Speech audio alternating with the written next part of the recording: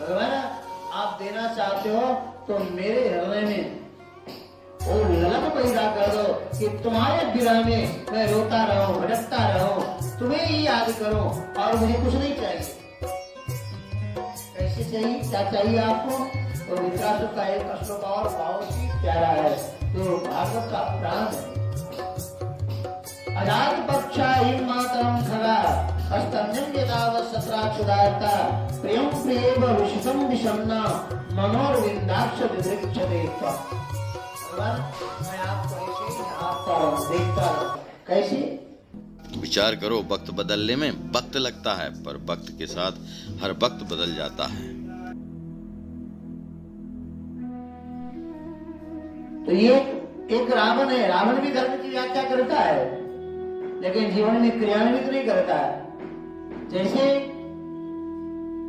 रावण अंदर से खुद कहते हैं कि खलतम कठिन वचन सब सयो नीति धर्म में जानती हूं, कि मैं सब धर्म को जानता हूं। तो जानना और जीवन में उतारना, क्रियान्वित करना ये कठिन काम है।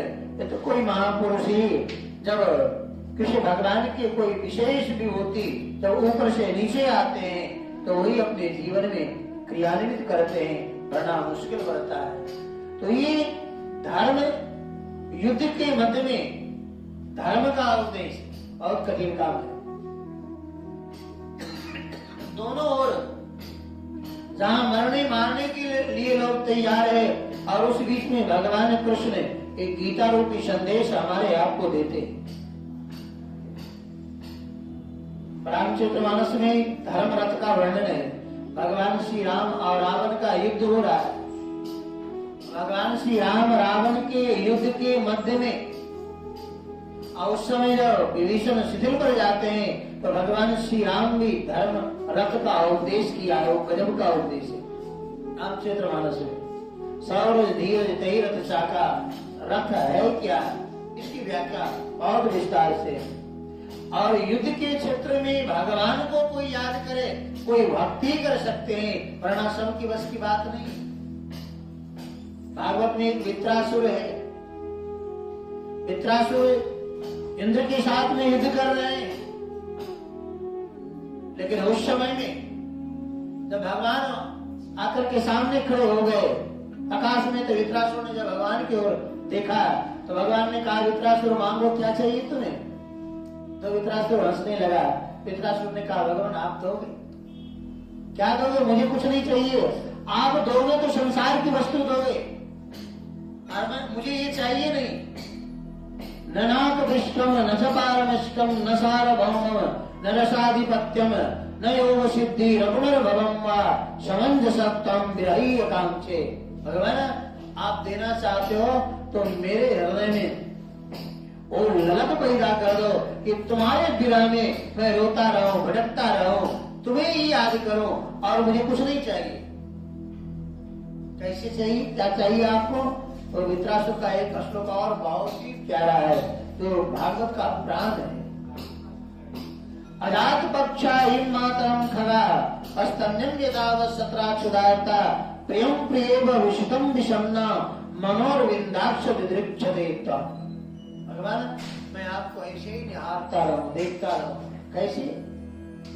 तो कहा, जैसे अजात पक्षा हिम मातरम खगा, जैसे कोई पक्षी अपने बालक का जन्म देता है और वो बालक अपनी माँ की राह निहारता है कि कब हमारी माँ हमारे लिए चारा लेकर के आएंगे, और उसी की प्रतीक्षा में सतत रत रहते। अजात पक्षा हिम मातरम खगा, जैसे नई ब्याई गाय जंगल की ओर चली जाती है और उसके बच्चे गाय के आस में जीते हैं। और एक बात और बहुत ही अच्छी कही वित्रासुर ने, प्रियम प्रियेव विषितम विषन्ना, जैसे कोई पतिव्रता स्त्री का पति देव विदेश चला जाए और उनकी पत्नी हमेशा अपने पति में मन लगा करके रखती है, भगवान उसी तरह मेरा मन आप में हमेशा लगा रहे, ये वित्रासुर कहता है। मनोरविंदाक्ष विदृक्षते, मेरा मन आप में लगा रहे। तो युद्ध में भगवान को कोई याद करे कि बहुत कठिन काम है, और उसी युद्ध भूमि में साक्षात भगवान कृष्ण है। रामचरितमानस का एक और पात्र है मारीच। मारीच तो रावण के कहने पर भगवान श्री राम जी के पास में आते, लेकिन आते आते जो उनके ललक है, निज परम प्रीतम देख लोचन सुफल करि सुख पाई हो, श्री सहित कृपा निकेत अनुज समेत। ये ठाकुर जी के स्वरूप का वर्णन कर रहे हैं। कह दीजिए परम प्रीतम देख लोचन सुफल करि सुख पाई हो।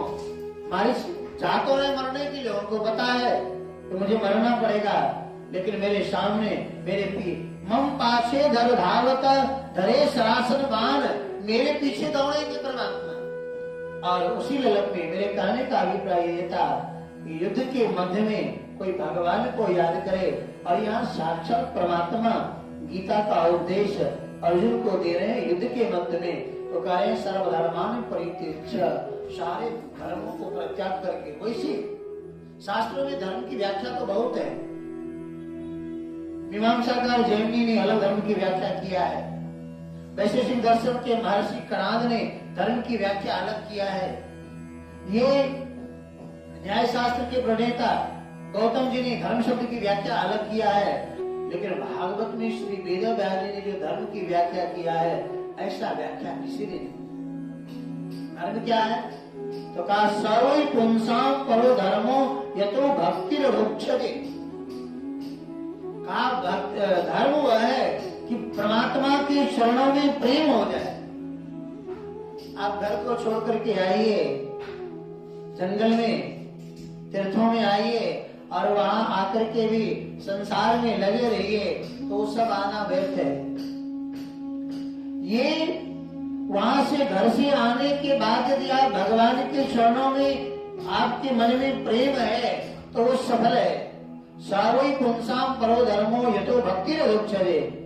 और हमारे श्री राम वल्लभाचरण जी महाराज के जीवन में यही देखा गया। बगल में घर था महाराज, उनकी अयोध्या को से कोई ज्यादा दूर नहीं है, लेकिन जब से घर से आ गए, अव्यक्त वेश ले लिया, तब से फिर घर नहीं गए। सारा जीवन गुरुदेव की सेवा में लगे। कल का चरित्र में कल आप लोग को बता रहे थे, जब जेल से निकले तो जनकपुर से संदेश आया कि महाराज आप जनकपुर आए। तो महाराज जी कहीं भी जाते थे तो अपने गुरुदेव के आदेश लेकर के जो चित्रपट रखा था वहां पर कागज में लिख करके डाल देते थे, और वो उठाते थे। यदि वो स्वीकार कर लिया, हाँ कर दिए, तो जाते थे। एक बार की घटना है, जब जनकपुर से इनके पास संदेश आया तो इन्होंने मना कर दिया। श्री राम बहादुर सिंह जी महाराज श्री के गुरु भाई थे, उन्होंने कहा कि देखो अभी हमारे गुरुदेव का आदेश नहीं हो रहा है, मैं अभी जनकपुर नहीं जाऊंगा। तो वो उस समय के जो संत जी थे वो वहां जनकपुर से आए और महाराज से कहा कि नहीं, आप हमारे सामने अपने गुरुदेव भगवान से प्रार्थना करिए, देखिए गुरुदेव आपको कैसे आदेश नहीं देते। तो उनके हट करने पर जब दोबारा उन्होंने गुरुदेव से आदेश मांगा तो आदेश मिल गया। तो फिर उस समय में यहाँ से जनकपुर गए और जानकी महल के जो पुजारी जी थे उनसे कहा कि हमको उन ठाकुर जी का दर्शन करवाइए, किशोरी जी का। जो किशोरी जी श्री सूर्य किशोर जी महाराज को दर्शन दिए थे रात्रि में। घटना यूं घटी थी कि जब पुजारी भगवान को शयन कराते हैं ना मंदिर में, तो उस वक्त किशोर जी जो श्रृंगार किए थे, पुजारी ने क्या किया, तो श्रृंगार उतारा नहीं और ठाकुर जी को शयन करा दिया। तो रात्रि के जब 12 बजा तो रात में श्री सूर्य किशोर दास जी महाराज को किशोर जी ने स्वप्न दिया कि देखो मेरे श्रृंगार नहीं उतारा गया है और मेरे नाक में जो नथिया लगी थी उस नथिया से हमारे नाक छिल गया, इसलिए आप ये श्रृंगार उतरवाओ। तो रात के 12 बजे में दोबारा मंदिर खुला और मंदिर खुलने के बाद फिर किशोरी जी के कक्ष में शयन कक्ष में गए पुजारी जी और देखा तो सही में उनके नाक से नथिया नीचे गिर गया था और किशोरी जी के जो नाक था वो छिल गया। तो महाराज जी ने कहा कि हमको उन्हीं किशोर जी का दर्शन कराओ जिनके नथिया से नाक छिप गया था। तो जनकपुर में जानकी महल में आज भी वो ठाकुर जी किशोर जी वहाँ उपस्थित है जानकी महल में। तो वहाँ उनका दर्शन किए। विवाह पंचमी उस समय में जनकपुर के मनाए और वहां से फिर महाराज श्री लौट करके अवध को आए। अयोध्या की बहुत सी घटना है। श्री राम बल्लभाचार्य जी महाराज के जीवन में एक से एक घटना घटित हुई है अवध में। अवध के संतों के द्वारा उनका कई प्रसिद्धि थी, वो सब उनको मिला। और संत ने बहुत प्यारा, एक बार अवध धाम में उनकी इतनी निष्ठा थी, ये मनिकापुर है बगल में, वहां के राज परिवार यज्ञ करवा रहे थे। तो अयोध्या आए और अयोध्या में आने के बाद सभी संतों को निमंत्रण दिया कि आप सभी यज्ञ में आइए। महाराज श्री के चरणों में गए कि महाराज आप कृपा करिए, आप भी यज्ञ में पधारे। महाराज जी ने मना कर दिया। महाराज ने कहा कि देखो मेरा नियम है कि मैं सरजू जी के उस पार नहीं जाता। हाँ कहो तो हम अपने प्रतिनिधि के रूप में किसी को भेज दे, लेकिन मैं अवध को छोड़ करके उस पार अब जाने का मेरा नियम नहीं है, मैं नहीं जा सकता यज्ञ। और नहीं गए। महाराज श्री राम बल्लभाचार्य जी महाराज अवध में निष्ठा की उनकी एक बहुत अच्छा वो कथा सुनाया करते थे अपने शिष्यों के बीच में। वो कहा करते थे कि एक बार एक व्यक्ति आया अयोध्या वास करने के लिए। तो जब अयोध्या वास करने के लिए आया तो सरजू जी के तट पर घूमते रहे। तो संजोग से एक अयोध्या वासी उनसे मिले। तो उसने पूछा कि महाराज आप यहाँ घूम रहे, कहाँ से आए? तो उन्होंने कहा कि महाराज हम बाहर से आए। तो आप यहाँ निर्वाह कैसे करेंगे? तो कहा जैसे ठाकुर जी रखेंगे। तो कहा भोजन की व्यवस्था तो आपको चाहिए, क्या खाएंगे पिएंगे? तो ने कहा कि मुझे कुछ भी पता नहीं है। तो उस व्यक्ति ने कहा कि आप बाहर से आए हैं और अयोध्या में वास करने के लिए आए, भजन करने के लिए आए, तो आपको मैं 250 ग्राम चावल दे दूं तो कहा ये उतना तो बहुत है, आप दे दो, उसको खा करके अपना जीवन व्यतीत करेंगे। तो वो महात्मा जी कोई 250 ग्राम चावल वो प्रत्येक दिन देते थे, उनको बना करके भात बना करके खा लेते और भजन करते थे। संजोग ऐसा बना कि कुछ दिन के बाद एक व्यक्ति नवागत फिर आया, नया व्यक्ति आया। तो संजोग से उसी महात्मा जी से मिले कि मुझे भी सरजू जी के तट पर अवध में वास करना है और अयोध्या को छोड़ करके अब जाना नहीं है। तो जो उन्होंने कहा कि आप अयोध्या में रहोगे तो खाओगे क्या? तो जो नया महात्मा आया तो उन्होंने कहा कि एक बात बताइए आप क्या खाते हैं? तो कहा मेरे लिए तो एक व्यक्ति ने चावल की व्यवस्था कर दिया, 250 ग्राम चावल, उसी को चावल और नमक खा करके रह लेता हूँ। तो उस व्यक्ति ने कहा एक बात बताओ, आप तो चावल खा लेते हैं और चावल में से जो माड़ निकलता है उसको आप क्या करते हैं? तो कहा फेंक देते हैं। तो कहा वो चावल का माड़ यदि आप मुझे दे दे तो मैं उसको पी करके अपना जीवन व्यतीत कर सकता हूँ। तो उन्होंने कहा ठीक है आप अपना कमंडल रख जाना। जब भी वो चावल बनावे तो कमंडल रख दिया करते थे। तो चावल तो महात्मा जी अपना पाते थे और चावल से जो माड़ निकलता था वो उस महात्मा के कमंडल में डाल देते, वो महात्मा ले जा करके वो मार पी करके रह जाते। इतना ही नहीं, कुछ दिन के बाद एक महात्मा फिर आए। जब वो व्यक्ति आए, तीसरा व्यक्ति उन्होंने कहा कि आप लोग कैसे रहते हो यहाँ?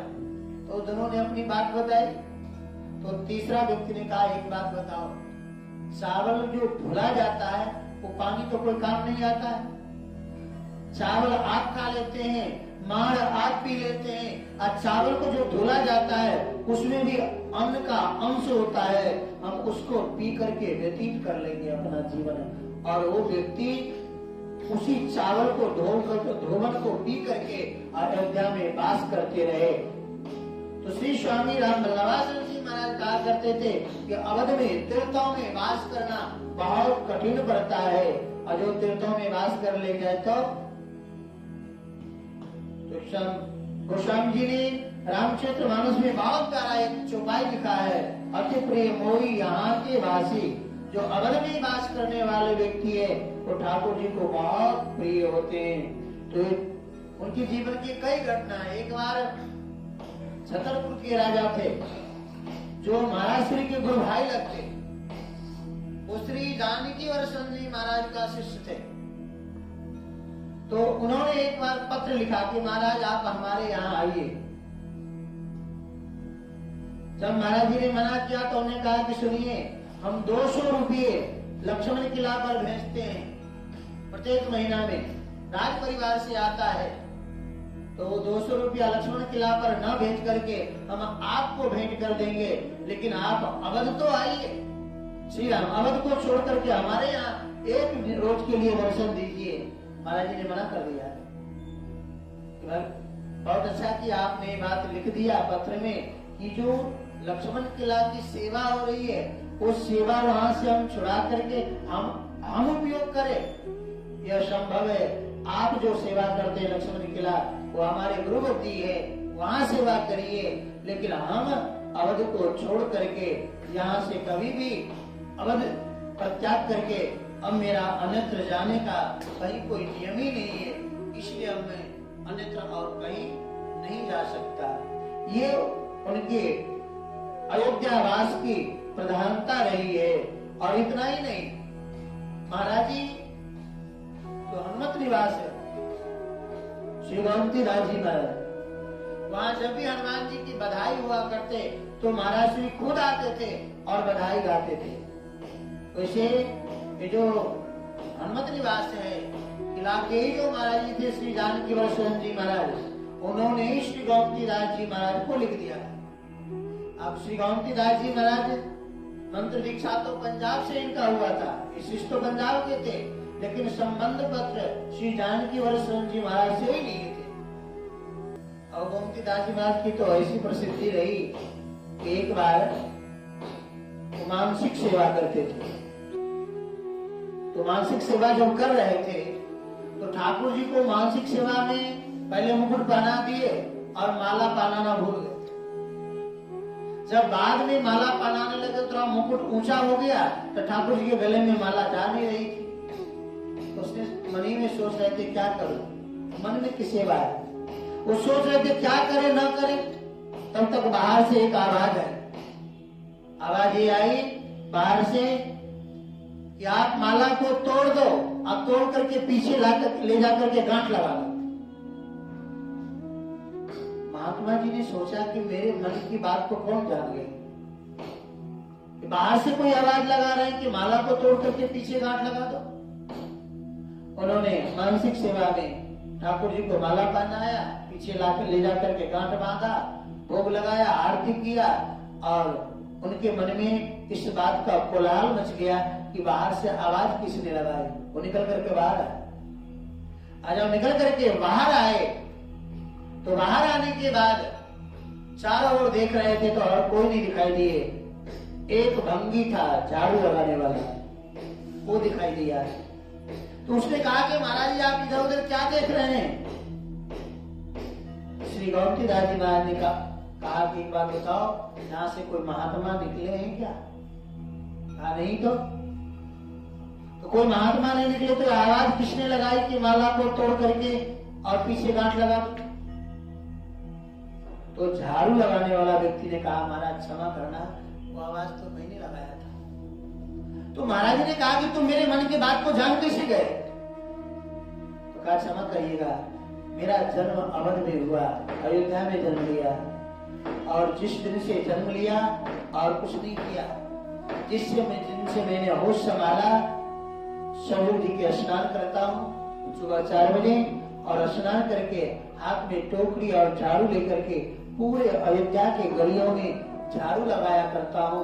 और वो इसलिए लगाता हूँ कि पता नहीं कब किस मार्ग से ठाकुर जी रामलला निकल जाए, और उसी का प्रभाव है कि आपके मन की बात को मैं जान गया भगवान, नहीं तो वरना मेरे अंदर क्या क्षमता। गोमती दास जी महाराज ने सतत नमन किया और वहां से फिर अपने कक्ष में चले गए। महाराज श्री गौतमदास जी महाराज उस समय के सिद्ध महापुरुष थे। तो मेरे कहने का अभिप्राय, कभी अयोध्या के उस समय में वो जो एक काल था, कभी कभी भक्ति का भी एक काल होता है। एक समय होता कि जिस समय में मीराबाई, गोस्वामी तुलसीदास जी महाराज, सूरदास जी महाराज, ये जितने बड़े बड़े आचार्य थे, श्री स्वामी जुगलाल जी महाराज, राम बल्लभ जी, अवध में कई ऐसे महापुरुष थे जो विराज रहे थे। तो संतों का जीवन बहुत विचित्र होता है। अंतिम में एक बार जब अंतिम अवस्था आई, श्री राम स्वामी राम बल्लभ जी महाराज के का तो बहुत हंसते थे। तो लोगों ने तरह तरह की आपने आकलन किया करते, क्यों हंसते हैं, क्यों हंसते हैं। तो एक बार जो उनके सेवा में रहने वाले व्यक्ति थे, उन्होंने पूछा कि महाराज जी आप हंसते इतना क्यों हैं? तो महाराज जी ने कहा तुमको सही सही बता दूं मैं क्यों हंसता हूँ? कहा बताइए ना। तो कहा हंसता इसलिए हूं कि एक वो समय था कि लक्ष्मण किला से सरजू ऋषि में दोनों हाथ में पानी भर भर करके 50 घड़ा पानी लक्ष्मण किला पर पहुंचाता था। लेकिन आज वो समय मेरे लिए आ गया कि मैं उठ करके एक गिलास भी अपने हाथ से पकड़ नहीं सकता। और ये हमारे आपके सबके जीवन के लिए है। हम लोग जो दौड़ते हैं, खाते हैं, खेलते हैं, कभी ऐसा समय आता है कि हम लोग बिस्तर से उठना मुश्किल पड़ जाता है। तो उसके बाद महापुरुषों की लीला विचित्र होती है। वो भगवत धाम को गए और ज्यादा कुछ न कहते हुए इन्हीं शब्दों के साथ वाणी का विराम। तो महाराज श्री का जो संतों का जीवन, महाराज जी का जीवन अपने गुरुदेव के अतिरिक्त, सेवा के अतिरिक्त और कुछ भी नहीं रहा। और संतों की सेवा करना बहुत कठिन काम है, मुश्किल काम है। जो महाराज श्री हमारे श्री कोठारी जी महाराज, श्री राम कुमार दास जी महाराज, यहाँ जो भी अयोध्या में बीमार संत दिखाई देते हैं उनको ले आकर के अपने यहाँ रख करके भोजन, प्रसाद, दवा, दारू सब करवाते हैं। ये बहुत बड़ी बात है। इन्हीं शब्दों के साथ जय श्री राम, जय राम, जय जय